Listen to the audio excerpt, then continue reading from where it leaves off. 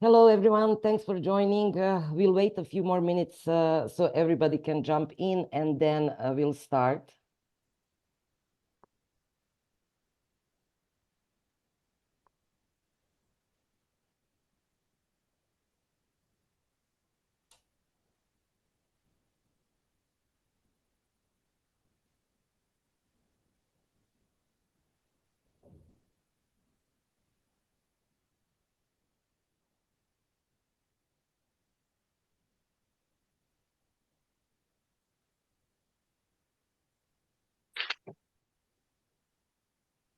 While we wait others to join in, maybe you could turn your camera on if possible, and please introduce yourself in the chat. Thank you.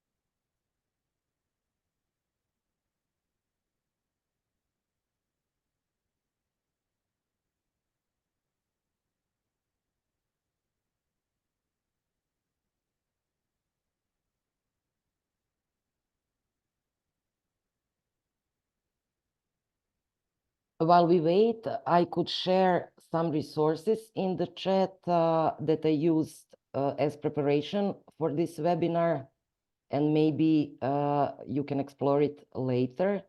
I specifically recommend this first report, Valuable Young Audiences. It has great insights about younger generations and their news consumption, but it also draws from for inspiration from other fields, not only media. Okay, let's wait, I guess, 2 more minutes and start at 2:05.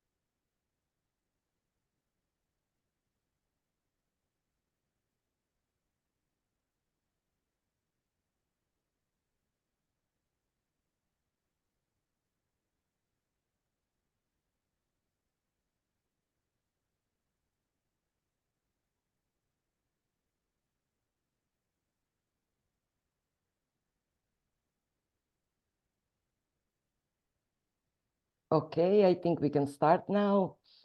Hello, everyone. Good morning to those of you who are joining us from Latin America. Good day for those of you joining us from Europe. We are glad to see members of Oasis community today with us. Today's webinar is on youth engagement in the digital news media. We have great speakers with us: Sebastián Auyanet, consultant on audience strategy from Uruguay, and Dominika Sitnicka, sorry for if I mispronounced. She's journalist at OKO.press. She's from Poland. We were supposed to have a third speaker, Francesco Zaffarano from Will Media Italy. Unfortunately, due to last-minute urgency, he will not be joining us today. He apologizes, I apologize also. But actually, the good news about this is that we will have enough time to explore subjects without racing through it as we usually do. I'm Lela. I'm coordinating Central and Eastern Europe part of Project Oasis research. My colleagues, Elena and Sane, are also here with us. Elena and Sane, maybe you can say hello to the crowd. Elena. Hello. Hi, very nice being here. Thanks, Lela. Sane. Yeah, same for me. Good to see you all. I'm managing Northern Europe for Project Oasis. So looking forward to this webinar. Thanks. So as most of you know, but it doesn't hurt repeating, we have published the results of Project Oasis in April last year. So Project Oasis, it's a research into sustainability, innovation, and impact of digital native media in Europe. We have published a media directory featuring more than 500 digital native media organizations from 44 European countries. We have also published narrative report with trends and challenges facing digital native media sector, and we have published country summaries for each of those 44 countries. You can explore all of this at projectoasiseurope.com. Project is ongoing, so we will update the directory, and we still have time to include new media outlets in the directory. So if you are not already part of Oasis and want to be included, let us know. This webinar is part of our learning activities where we share experiences of media organizations from our directory with the rest, not only of Oasis, but with the rest of media community. There are many challenges, primarily financial ones, as you all know, but there is also a lot of success stories, a lot of innovation, a lot of experimentation, where digital natives are basically testing new approaches that sometimes go against common wisdom and common trends. Today's topic, youth engagement, rather contested subject in digital news media with many, how to say, gloomy and doomy predictions for the future. Before giving floor to the speakers, I will play some sort of devil advocate, or I will play millennial role and state some of the worries surrounding the subject. First, we have news fatigue and news avoidance on the side of younger generations, especially when it comes to negative news. So this is not just the worry, but it's like research trend, and data points and conclusions about this can found also at the latest Reuters digital news report. Another thing is that social media are a go-to platform. Social media has taken over as a preferred way for many to consume news. So this wouldn't be a problem in itself, but when combined with changing algorithm patterns, recent disentanglement of social media platforms from news content, or even platform blockade, as experienced, for example, in Canada after introduction of new legislation, then we have a sort of a problem with distribution, with reliable distribution of content that we produce. Then we have attention span, also well-researched attention span of approximately 8 seconds, which means that we all need to focus on super short formats, especially short video. Another thing is that trust of the consumers is placed on individual influencers instead of news brands, which brings issue of accuracy of news reporting. We also have problems with monetization of content, and then as a consequence, problems with long-term sustainability of media, because younger generation tend to avoid classic media subscription, tend to go around paywall, or use subscription of their family members. And lastly, we also have far right and extreme right influence and propaganda, capturing attention on social media. As I said, these problems or worries on trends already well researched in different reports. Mostly they're focused on Zoomers, and mostly they're focused on richer newspaper-centric countries. So I need to emphasize that things can be quite different when looking at different countries, different continents, and different social and economic backgrounds. So these were some of the worries as posited by the publishers and media sector in general. Some of these worries are, of course, maybe some of them are simply biases, maybe some of them are simply older generations wanting to keep it all the way, or traditional media houses acting as gatekeepers, but some are genuinely motivated by media organizations who wants to adopt to new consuming habits while keeping some sort of progressive social agenda in mind. We have approximately 60 minutes, and we cannot definitely cover everything, all these worries or all these trends that I mentioned, but we will try to unpack some of these while showing successful examples of youth engagement strategies in digital news media. You can, of course, I invite you to pose your questions in the chat while we speak. My colleague Sane is keeping eye on the chat and questions asked. And now I'm really excited to announce our first speaker, Sebastián. He is strategist in audience, impact, and newsroom experimentation at Now This. He also works as a consultant focused on business models and audience development, having collaborated with many organizations such as International Center for Journalists, Institute for War and Peace Reporting, Sembra Media, among others, and in programs such as Membership Puzzle Project, Google News Initiative Startup Lab, or Illuminate Velocidad. I believe he is joining us from Uruguay, and he is definitely the right person to give us intro in the subject by drawing a landscape of audience and youth engagement in digital news media. Welcome, Sebastián, and the floor is yours. Hi, Lela. Thank you so much. This is fun to have a conversation such so intimate in a way. I can be more candid, even more candid as I was planning to be, and it's great to be part finally of some activity from Project Oasis, which is an initiative that I've been following from here from Uruguay as part of the Sembra Media family for so long.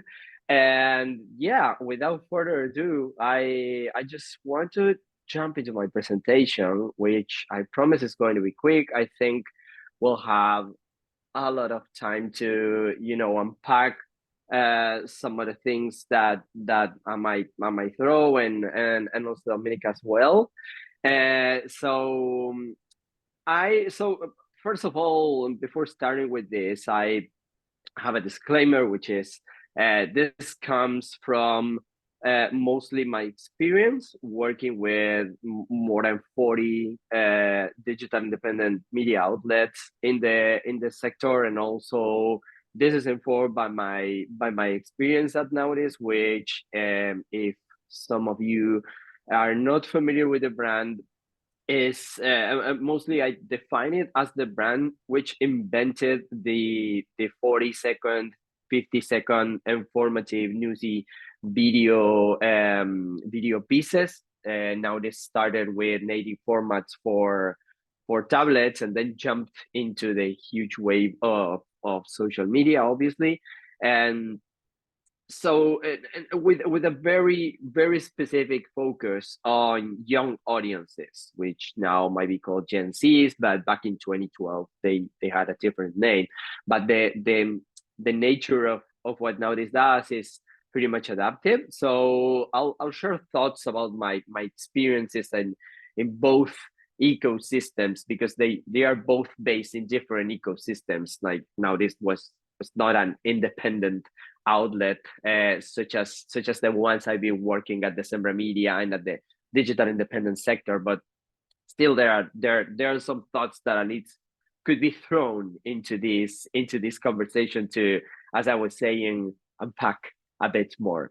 So I'm gonna start with something like obvious, but because I think we're still as a built environment that wants to do journalism in some sort of way. We are part of a same place, or again of a same built environment with traditional media outlets, with independent creators, obviously digital independent organizations, and some of us seems to have it more clear, but my feel is that some others, even the ones who jump from traditional outlets to this new ecosystem in which you can build your own organization or your own media presence, still don't get that adapting to the ways young people consumes the news is to adapt to how news will be consumed in the future. It seems to be something like we need to jump into doing this and that, and with that we will be covered, but we never think about like long term.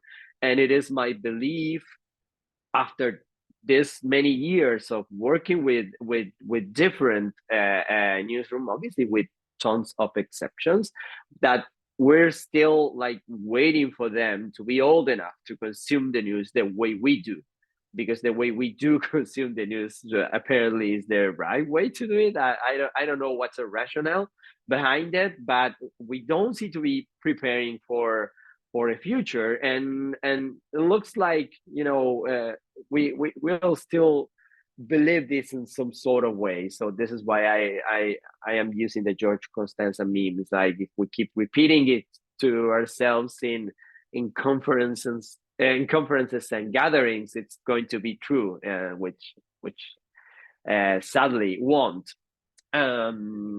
Apologies for me trying to do a meme out of this. It's not because I want to portray myself as younger than I am, but this idea seemed to fit. Like, I've been in this industry for almost 20 years, and this dynamic hasn't actually changed too much. Every now and then, there's someone younger in your newsroom that wants to do something different, or we have like a young entrepreneur jumping into this ecosystem that needs help and that needs support, and maybe he doesn't get it because donors are still like looking at media organizations that do journalism the same way and expect different results that people who are trying to reach young audiences might be able to provide.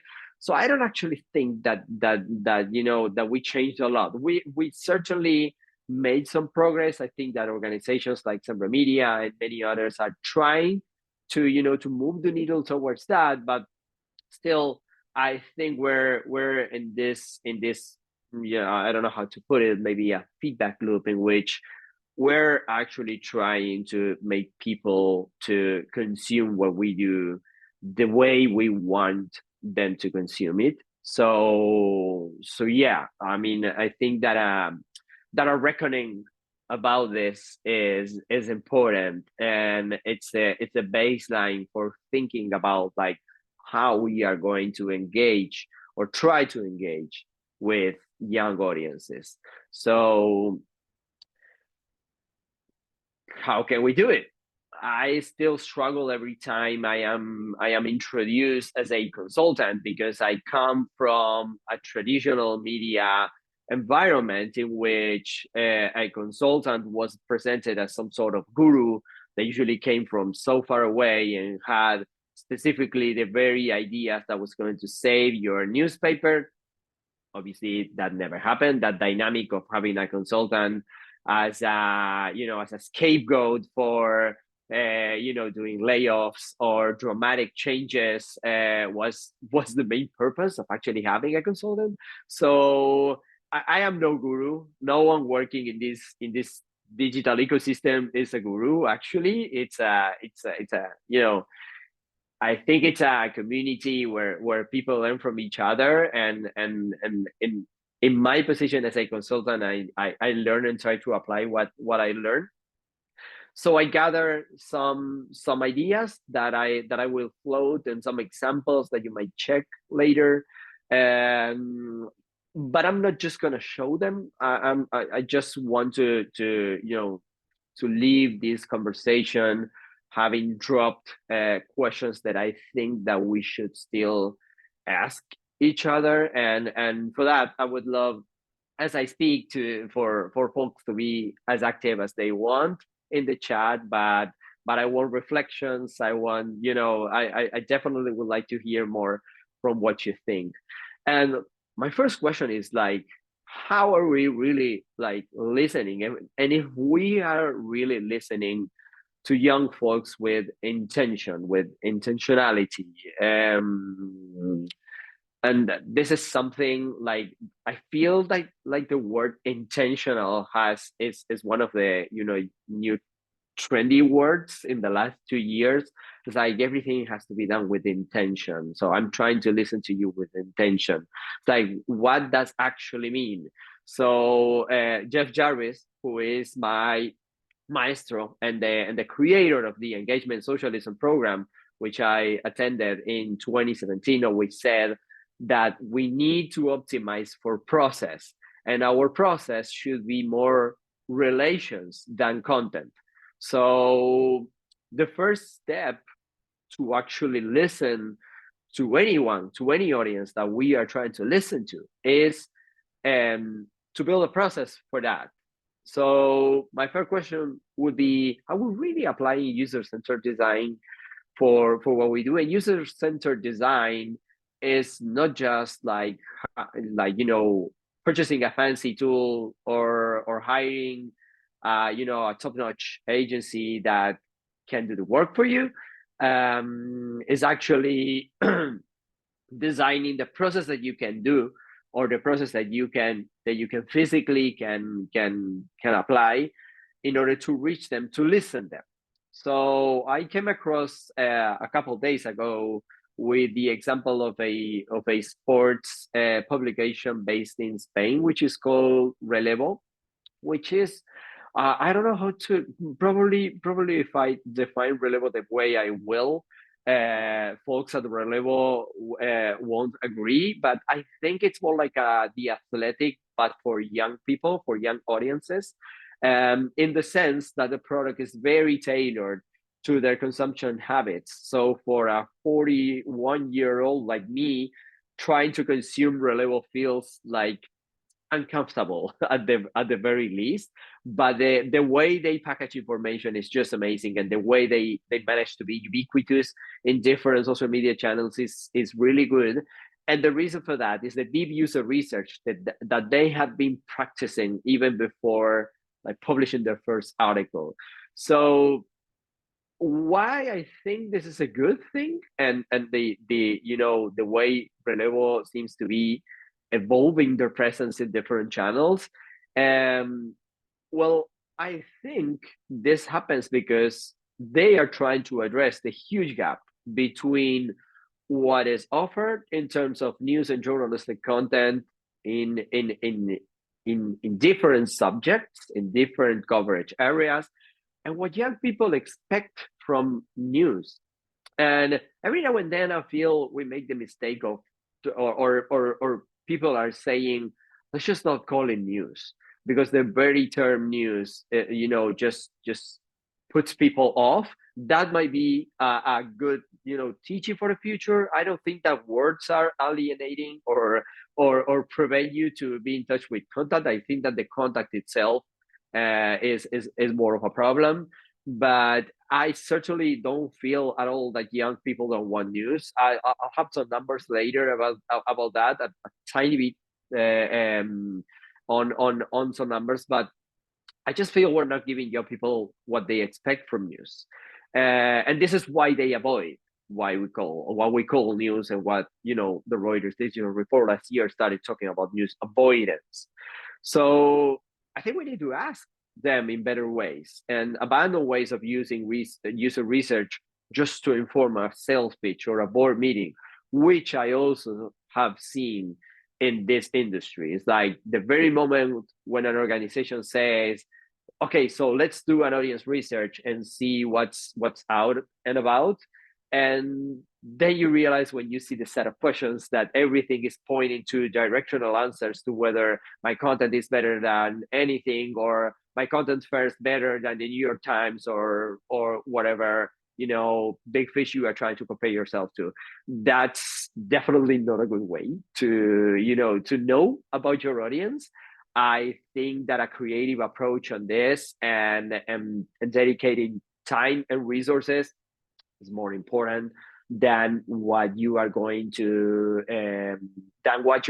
spend in technology or whatever fancy things you want to add into your website or the graphic package of your videos, to mention a couple of examples. So I think that the first question is like, what am I doing with my publication to really listen to young folks? And if I don't have time to sit to try to convince people to sit with me on a one-on-one for like 30 minutes to further discuss, like, we're starting badly. Like, we need to reach these people, and there are folks who are really interested in giving us feedback with news. It's not easy to find them, and by just asking, those people might not just pop up.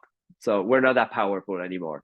So this is my first question. My second question is like, are we really trying how to reach them the way we should, like, and in order to listen to them?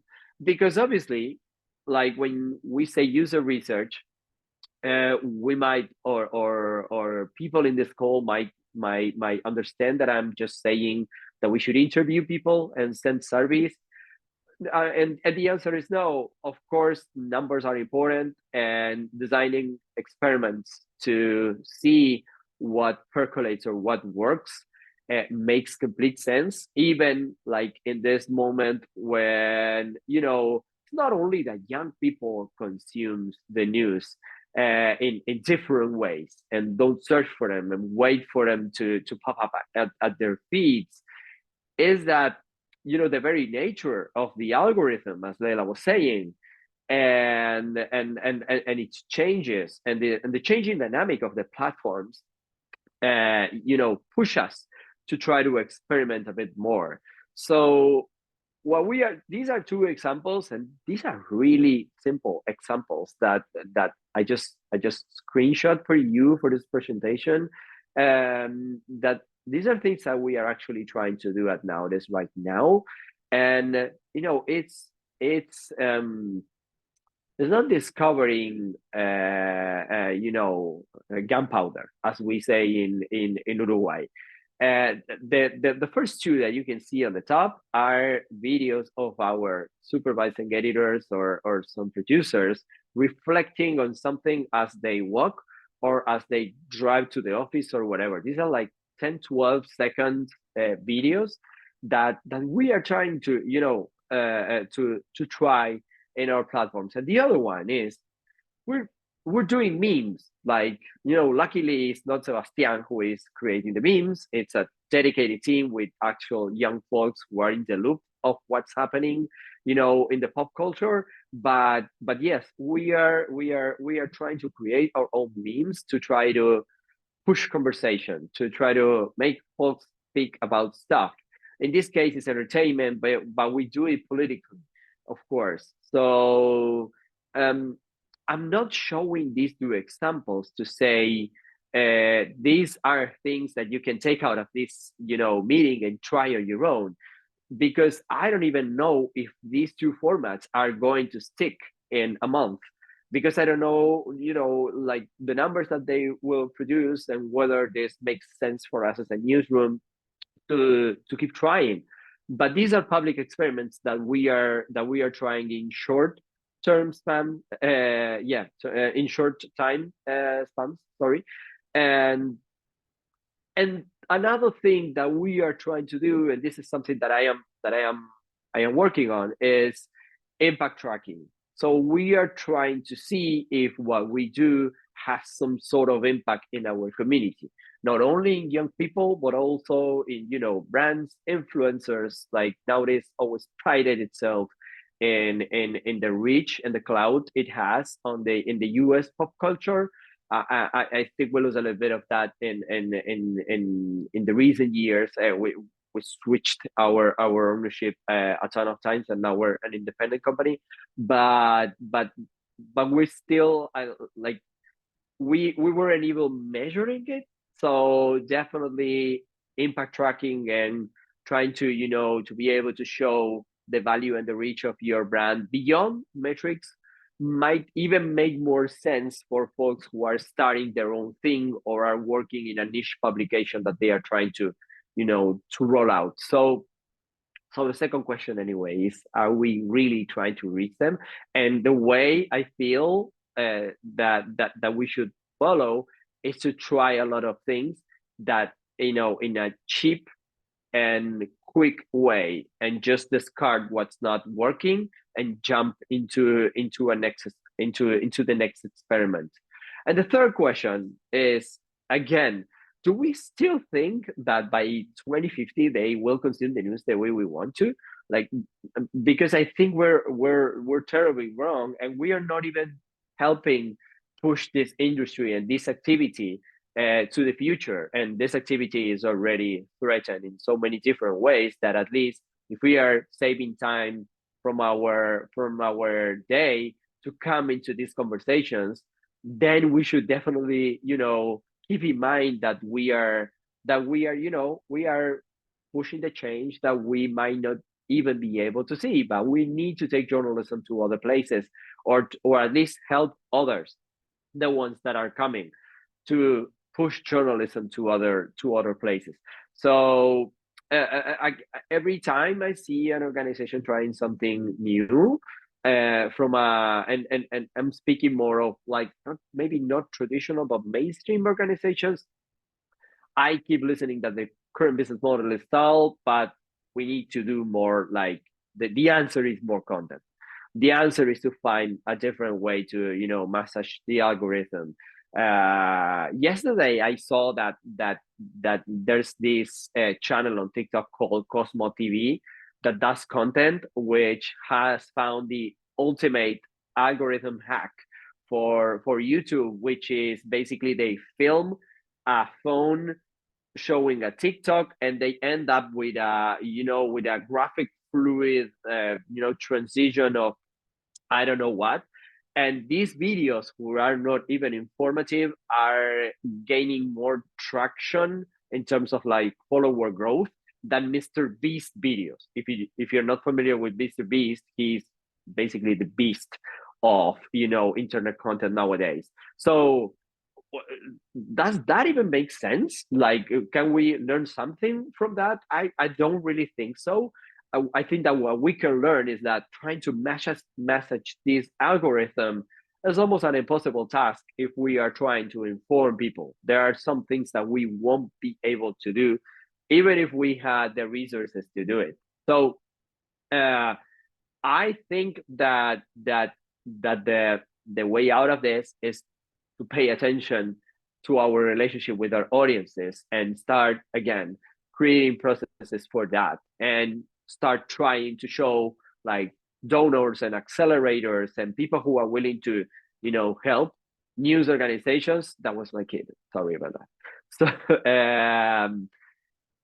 I really think that we should be more proficient and efficient in showing them how important what we do is for the audiences that we try to serve, and no matter how niche they are. And again, focusing in better ways to listen and interact with them. About like you know, young Sorry, folks. Sebastián. And yeah, Lela. Sorry, apologies, but we have a question in the chat. Can you tell us again the name of that video on YouTube? I think I found Mr. Beast already, but maybe Cosmo TV you were mentioning too. Is it with a K or with a C? Yeah, I am writing it here, but after I finish, I'll send you the link to the article where I discovered it, which has a dedicated analysis to what they do, but the name is Cosmo TV on TikTok. TikTok, super, thanks. And believe me, I mean, this Cosmo TV, whatever, it might just be irrelevant in 2 weeks, because you know how algorithm hacks play. Like, we don't even know why these kind of videos are prioritized, and we will not know. So yeah, you know, check them out, and you know, just I mean, in my opinion, it's so random that there are some things that we just can't, you know, combine with journalism, and it's fine. I think it's even my proposal is to think about how we are reaching our audiences, and if we know name by name the people who are our super fans, and the people who are getting closer to our project. So trying to get back on track, there's this thought, there's this belief that young folks don't care a lot or a ton about news, but they're paying attitudes, and this comes from Francesco's from Will Media's Francesco's post on the Nieman Labs 2024 predictions.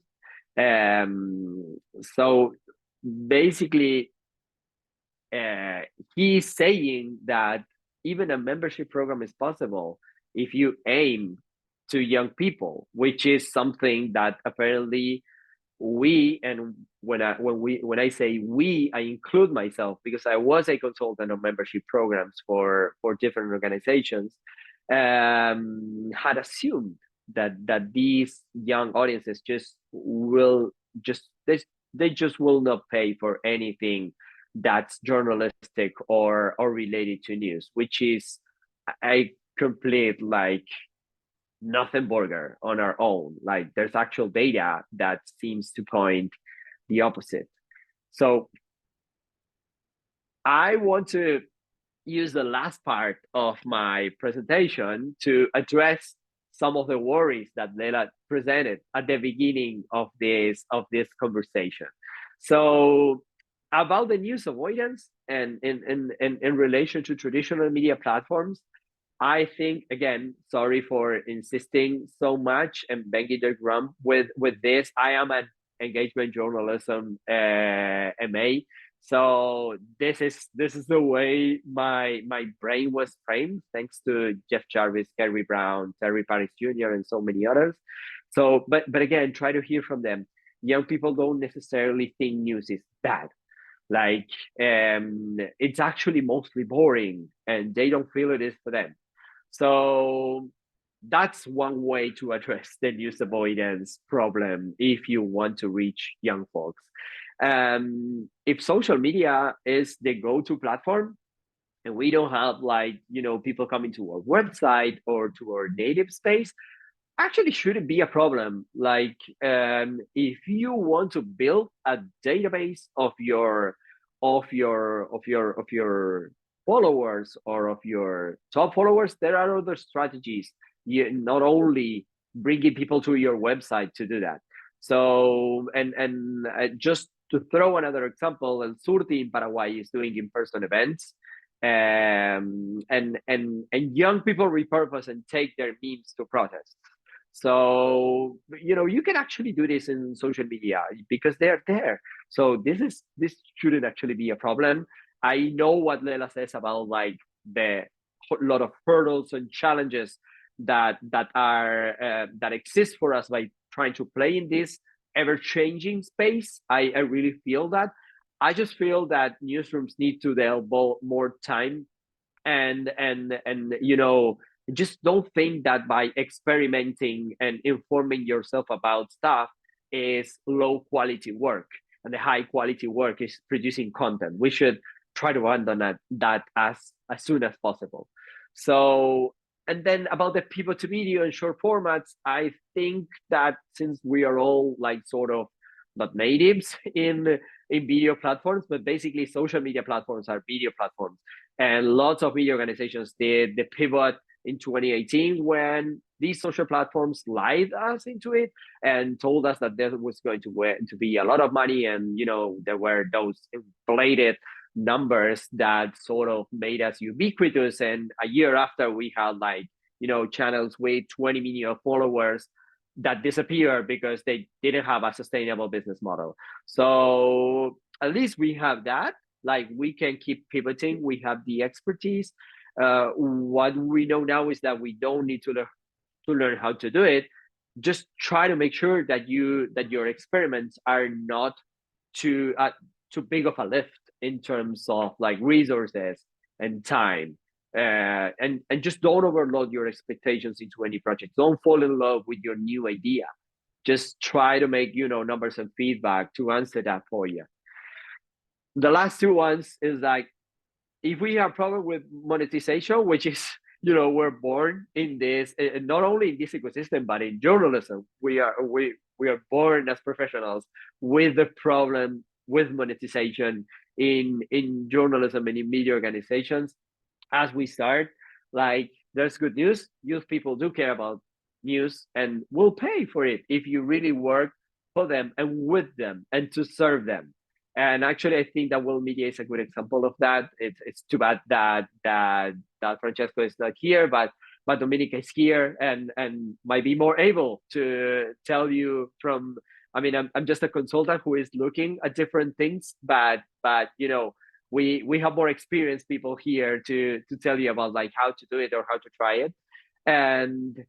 And finally, about there's a lot of people who are throwing the weight of the whole democratic deficit in young folks, and they're nihilist and ever just paying attention to their screens and to their community of people around, and they only care about laughing and having a good time. And what I would say is just give me a break on this. I work in an organization that actually saved my job by creating a union that put pressure into management. So don't come at me with that. These people like Gen Zs are way much more organized and politically engaged than my own generation has been. And I think that we already live in a huge democratic deficit. And the guilt or the responsibility for that is more ours and from our parents than from the ones who are just coming into this system. This is not about them. We are the ones that should try to be better at connecting with them. And again, that demands trying and not finding, magic formulas or the brand new thing that a guru is going to tell you, or the brand new social platform that will ditch your journalism the moment they become relevant. So my only recommendation is put effort and money into valuing youth feedback, build processes, and do it in create feedback loops. Don't stop doing it. And I'm saying that just asking in a survey is not enough, but if surveys are the only thing that you can do, just please make sure that you throw a survey with some frequency. Keep learning from them. Invite them to propose stories for your project. Invite them to add their feedback, to guest edit, to whatever you feel it makes sense in order to learn from them. And there are examples of this all around the place. Even in my own country, which doesn't have a very strong digital independent media ecosystem, there are organizations that are starting to do this and that are getting traction. So with that said, thank you so much. And I'm always around in those social media channels. I am at Sebastián Auyanet in almost every social network. So, and I'm here to keep listening and learning from you in this session, and I'm gonna be active in the chat. So thanks, Leda. Thank you all. I'm gonna stop sharing right now. Mhm. Thank you so much, Sebastián. This was fantastic. And it wasn't only consultant view, but we really got like overview, but also some very concrete examples of concrete strategies and employed by different media organizations. I specifically like the point why we assume that our way of consuming news is the right one. And the other one about young people bringing unions back. Maybe we can chat more. I do have some additional questions for you, but I need to be mindful about the time. So I'll move now to Dominika. Before that, I invite everybody, feel free to ask questions in the chat. Feel free also, if you want, you can share your own experiences of your own media organization and your own youth engagement strategies also in the chat. Dominika, welcome. So Dominika is a journalist at OKO.press from Poland. She covers national politics and rule of law. We invited her primarily because she has super successful video podcast, YouTube political, it's called Political Program. But let's first talk a little bit about OKO.press. So OKO.press is digital native media, covers democracy, human rights, and rule of law.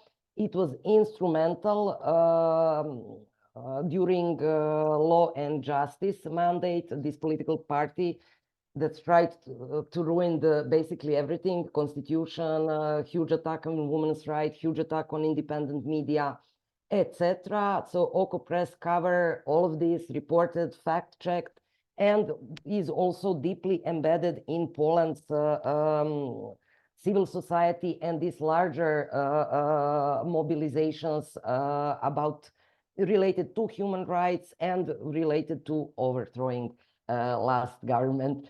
I'm not saying that OKO.press campaigned for any political party. I'm just saying it's part of civil society. So, Dominika, can you tell us, obviously OKO.press covers rather serious, let's call it serious formats. So what are the strategies of OKO.press employed when related to younger generation on different channels that OKO operates?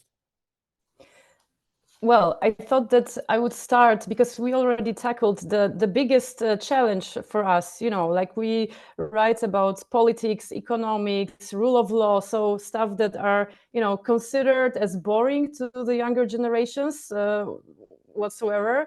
So right now, our audience, I'll check the numbers.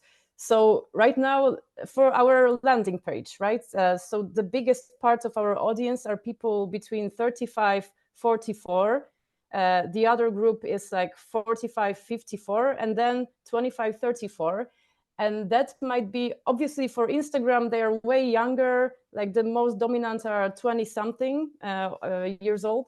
But it might not sound like a young audience to you, but for us, it's very young because before 2020, our audience were like predominantly people over 50, over 65, because once again, we were writing about politics, about the attack on rule of law, and this was considered as like, you know, something that is interesting to elder people, and sometimes elder people who remember what was happening during the People's Republic. So they were kind of like, once again, reliving their youth, you know, protesting against the government who commits an attack on democracy and so on and so on.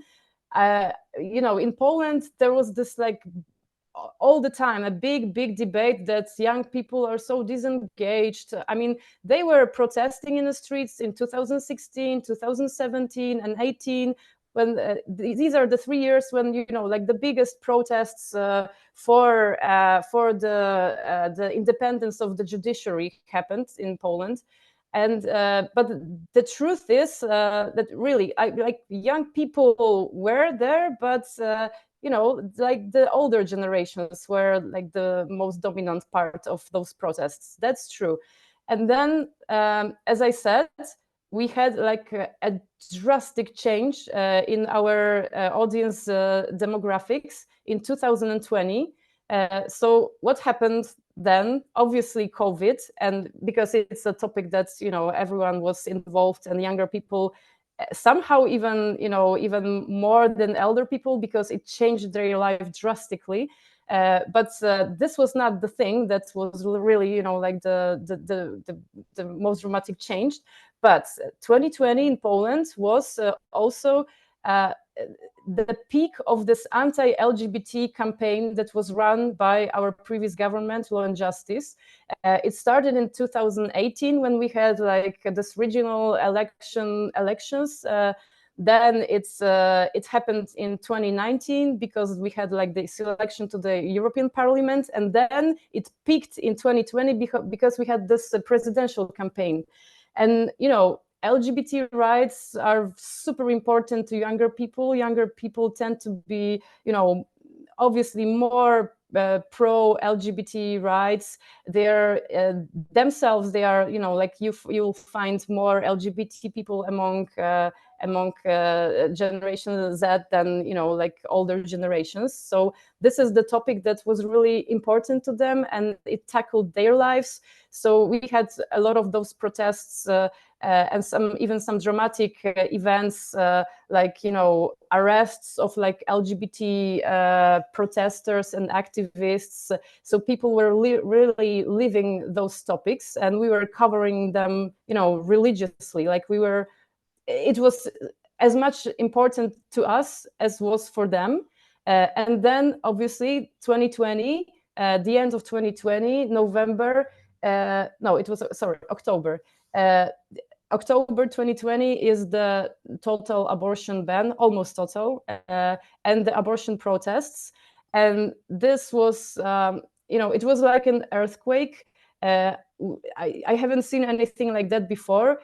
The protests, demonstrations, they were bigger and way bigger even than those protests for the rule of law, because and they were the protests of the younger generations. You would have like 20-something people, but teenagers too, like people who have like, I don't know, 15, 17, 18 years. They would, you know, go to a protest, the whole class after school. And you would have like those protests almost every day. Thousands of, you know, hundreds of thousands of people in big cities, in small cities. And this was like this moment in Polish society when the younger people started to be, you know, the generation that was engaged in politics, because this was the moment that the politics came into their lives, you know, and they felt like, okay, this is about me right now, and this is about my rights, my issues, my life. And it was not like that with the rule of law, which is, you know, more abstract about like the institutions, the country, right? And it was like a different case. So I know it's not an uplifting remark when we try to, you know, engage younger audience when you're a medium, because I don't know, you will not tell your government to, you know, come with a total ban on abortion, right? But the thing is that during that time, obviously we like profited from what was happening that was not our doing, but we hopped on that social wave, and we hopped on it like 100%, because the thing is that, I mean, we wasn't like, we didn't try to show, you know, like, let's say both sides of the story, you know, like people who are anti-abortion and their arguments are as valid as pro-abortion arguments.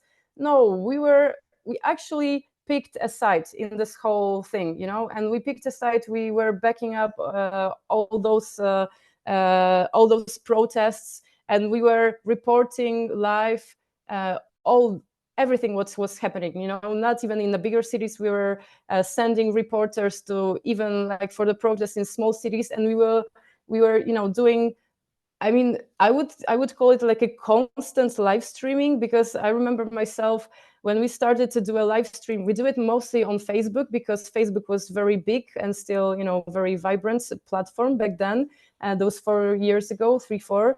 And those live streams would last 6, 7, sometimes up to 8 hours. That was the time that we realized that actually Facebook was stopping your live stream after 4 hours, and you would have to create another one. So I mean, we changed even the way we worked, right? And we were constantly giving them the information. And so this is the one thing, one side of the story. So if there is any knowledge that can come after that, is that, I mean, you have to know what is the topic that is really engaging for this younger audience, and what is important to them. And obviously, I mean, with abortion and LGBT rights, it's easy, but I think you can apply it to almost any other topic. For instance, I don't know, the housing crisis. It's in every country, and I get that feeling that a lot of mainstream media, when they cover housing crisis, they tend not to show it from the perspective of those younger people who have the most problems with the housing crisis. You would have from time to time articles in mainstream media that, well, young people, they don't know how to keep their money. They spend their money on avocado sandwiches instead of collecting the money. It's an example like that, right? And I think almost every topic can be presented in a way that speaks to the younger audience. And the other thing, now for the other part, what we are trying to do to catch the attention of the younger generations. As we already said, we write about politics, about rule of law, about reproductive rights. So you may think it's heavy, and young people, right? This is the stereotype. They want to, more light news. They're more into pop culture and so on and so on. So yeah, we are not a medium that would cover, I don't know, Grammys, the Oscars, or what your favorite influencer is doing. We don't cover sports, which is, already a big challenge, right? Because it generates a lot of traffic on every site and in every media outlet. But we don't cover those topics. We almost don't cover those topics. But we had this strategy of, let's say, luring people to read our stuff by trying to tackle those topics that are trending. What do I have in mind? For instance, some examples. There was, I don't know, it was a year ago or 2 years ago, there was this very, very popular young singer that announced that he's making apostasy, resigning officially from church.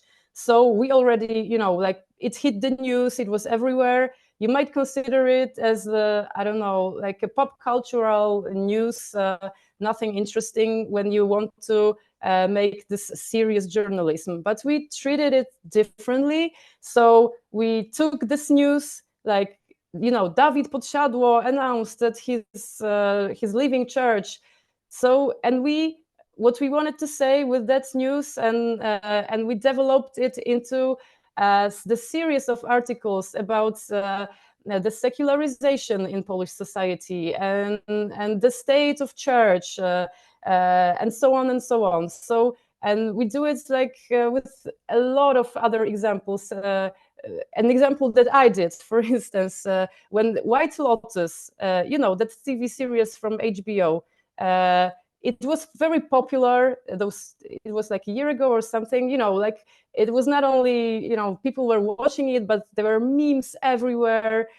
So we did, me and my friend, we did a conversation with a historian of sexuality about White Lotus. But you can imagine, like, it extended to a lot of like social topics and social changes and so on and so on. So you may say, I mean, it's like we try to trick the system or something, or I don't know. I would compare it to giving your kid a brownie, but this brownie is made with beetroots, right? So so it's nutritious. So this is what we do. And actually 2 years ago, we changed a little bit. We introduced this idea that on the weekends are lighter in terms, like we publish stories like that are not, you know, focused on hardcore politics or economics or so on and so on. We let ourselves to, you know, run through those other fields of pop culture, what is happening right now. But of course, it has this like political angle. So yeah, this is the idea, like that everything can be political and everything can be you know, analyzed in a way that it touches like the what is really important here. And the other idea, obviously, is the idea of how to use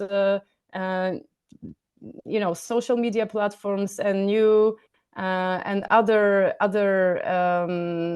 tools than just writing an article and trying to make people to read your article that you researched so long and you were writing it for many days.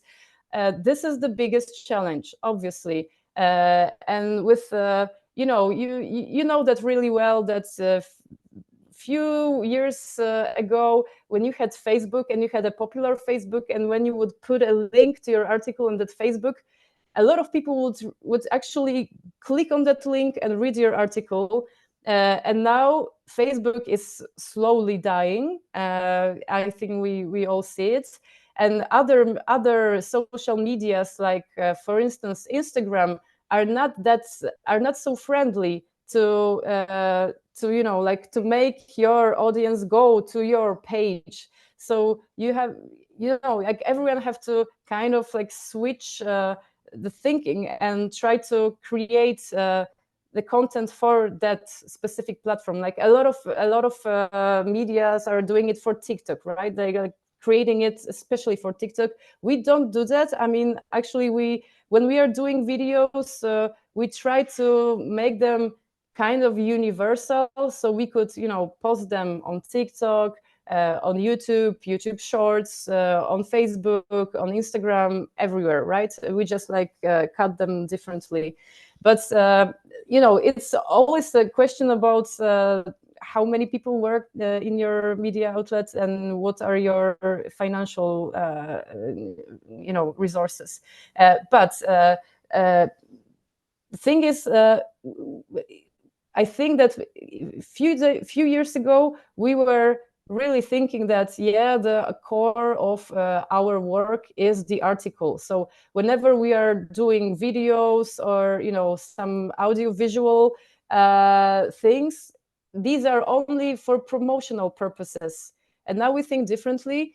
We started this podcast as a video podcast, just for that platform, just for YouTube, just for Spotify. The thing is, like, on our page, we actually promote it, like, and to try to make people to go to YouTube, right? We don't think that this is the promotion that will make people go to our page and read our articles. We know this is not going to happen. And the political program that I'm a part of is just one example. We have like other podcasts that is, you know, on the podcast platforms. It's not on YouTube because it's only the audio. And this was the idea, right? Because a few years ago we were doing podcasts, but the idea was that you would gather a few journalists and try to, okay, let's talk about the article that you made 5 days ago, right? And we changed this thinking, and we hired a person only for doing podcasts, and to give her, like free hand for, choosing the topics, her guests, and so on and so on. So yeah, this is the general idea. Sorry to interrupt, Dominika, but Yes. I do want you to tell us a few sentences specifically about political program. Dominika is being very modest here with this YouTube show that he co-hosts. So I don't understand Polish, but I got news about political program from different friends from Poland, some from media field, some totally outside of media field, saying you should keep an eye on this. This is like fantastic, and we are all watching it. So it's a long form political program on YouTube. Can you tell us, and we don't have much time left, can you tell us what contributed to its success? Well, Being long form, again, serious content. What contributed? First of all, that we didn't start from scratch, because we already had this platform on YouTube and quite an amount of subscribers. This was like an advantage and a disadvantage, because those subscribers that we had on YouTube, they came for watching documentaries, but by a colleague of ours that is doing them. And those documentaries are mostly about stuff that is appealing to those older audiences. So we had this in mind, oh, maybe we should start a new channel, but then again, it was, like thinking, okay, let's like keep one channel for everything. So our audience is like the younger generations are not a big percentage of that audience still. And about the YouTube, I think like YouTube is really stuffed right now. So I wouldn't say that in that field of strictly political programs, when you have like few people talking about political events that are happening right now, I wouldn't say that we are the leaders here, because the competition is so big.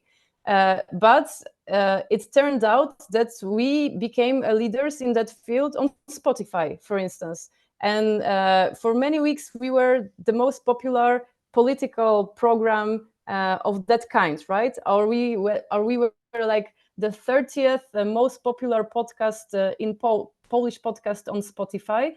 But almost all those other podcasts were like true crime or pop culture or interviews with famous people and so on and so on. So there we are like in this really in this like top I don't know, top maybe 5 political programs on Spotify. But back to like success and what we were trying to reach with that program. Well, obviously, we were trying to gather new audience, and we knew that, and actually it succeeded, because we see by the feedback we get on the program that those people who are watching this program, they didn't know about OKO.press before. These are new people who are on the YouTube, and they are watching political programs on YouTube. This is the way they consume news. And they are not interested in reading our articles. They want to hear what we think, what happened, what's this, a new way of looking at things. So that's the thing, right? And we know that we're not there to tell them, okay, you can read it on our site. No, we're there to give something to them. And we wanted to make it a bit different than most of other political programs. So in Poland, the media field tends to be male-dominated still. So obviously, the political team in OKO.press we're about like 50-50 males and females from the, you know, like the political part. But we had in mind, okay, let's keep it like female only to show people, not, you know, we don't lure people, hey, we're the women who are talking like in a circus or something. No, to show that media can look differently. And from the feedback we get from people, we see that it works. Even, you know, like this super obvious thing like that. It's this is how you differentiate from what other media outlets are doing. And the other thing, obviously, we try to keep it light. We try to, you know, try to make jokes. We try to, I don't know, you know, make it energetic some way. Not to present all what is happening in politics, you know, in a gloomy doom way. Yes, this is the strategy. You know, but once again, not to be, you know, how do you do, fellow kids? We don't want to go that way, obviously. Yeah, and this is the general idea, I would say. Many thanks, Dominika. And for if anybody is interested in specifically in situation, in the media situation in Poland, I also invite you to read in Project Oasis country summary from Poland. Dominika, this was our national researcher for Poland was Anna Voj, again, mispronunciation. I think she cooperates, she's media law scholar. She cooperates with OKO also. So she wrote this great country summary where she also emphasized some of the things that Dominika talked about, media, how media found themselves in this big social wave and how actually political polarization boosted demand for independent media in Poland. Thank you very much, both Dominika and Sebastián. Do we have, I will open floor now for questions. Do we have any questions? I can see Sebastián also already answered some in the chat.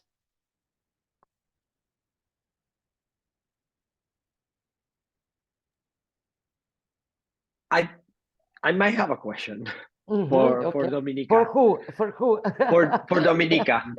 So I would love to know whether, I don't know if there was like a eureka moment that you had at the newsroom when you said, hey, this product is actually gaining traction into this very specific demographic that we are trying to reach, or how, like the question would be, how did you all like knew that you were kind of cracking the code of the people, you know, of reaching the people that you wanted to reach? And I know that this is an ongoing process, but I'm just curious about like whether it was a specific video or something that you did that actually was the moment when you said, this might be it.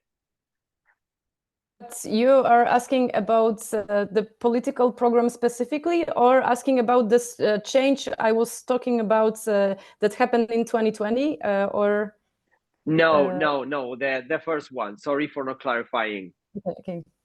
Well, actually, truth is we're still in the process of promoting this program. But then again, I think that from the very beginning, the idea was that we want to reach younger people and try to. And the thing is, the people who are doing this program, it's the three of us. It's me, my colleague, who is the co-host, and there is the third person, our other colleague that is doing all the production. It's crazy, but she's the one who's, you know, like directing it, doing the montage and everything, and producing it as a whole. And the thing is that we are actually from three different generations. My co-host is I think she's like the last year of X generation. I'm a millennial, and our producer is Gen Z, and she's actually super young. And that was the idea, that we were very happy that we got her on board those 2 years ago, I think, and she gives us all the insights, because before OKO.press, she actually worked with influencers on YouTube. Influencers like people who are not into politics at all, only like leisure, pop culture, and so on and so on. But she had this experience, and she knew how to create content for YouTube, how to cut it, how to capture the attention at the beginning of the video, and so on and so on. So, I mean, if you want to, that's a good advice, I think. If you want to reach this, this holy grail of this younger generation, it would be good and wise to cooperate with people from that generation. Thank you. So, yeah.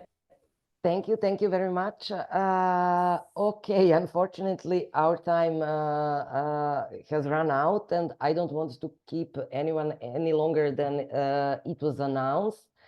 Many thanks primarily to our beautiful speakers, Dominika and Sebastián. I hope we succeeded to give introduction in the subject, show some examples, pose questions that we need to ask ourselves when thinking about younger generations and news consumption. I also hope we gave you some resources that you can use in your own work when planning your own strategies of youth engagement. Thank you, everyone, for sharing your insights, thoughts, and questions. We love to hear back from you, your thoughts about this webinar, your suggestions about what should be covered in Sembra Media's future webinars. You can contact us on numerous channels, Sembra Media on Facebook, Twitter, Instagram, or you can subscribe to Project Oasis LinkedIn channel. We also publish a newsletter. It's called Sustainable Connections. You can subscribe to that also. In the newsletter, we usually have one specific issue per newsletter, and we also in each present one of the organizations from Oasis, Project Oasis Media Directory. I also want to mention, Sunny, maybe you can put a link, our previous webinar called Let's Talk Money. In this webinar, we discussed European landscape for public funding of digital media. I also want to announce our next webinar in March, but I forgot what's the date. If Elena and Sunny can help me about when, maybe Elena, it's her webinar, so maybe Elena can announce it briefly. It will be on March 21st, first day of spring, and it's about well-being, mental health and well-being in journalism. Super, thank you. So we invite you to join to this one also. Thank you one more time. Thank you for joining. Thank you for participating. And until next webinar or next newsletter, ciao. Thanks. Bye. Thanks to everyone. Bye-bye. Bye. Thanks for the Bye. invite. Bye. Bye.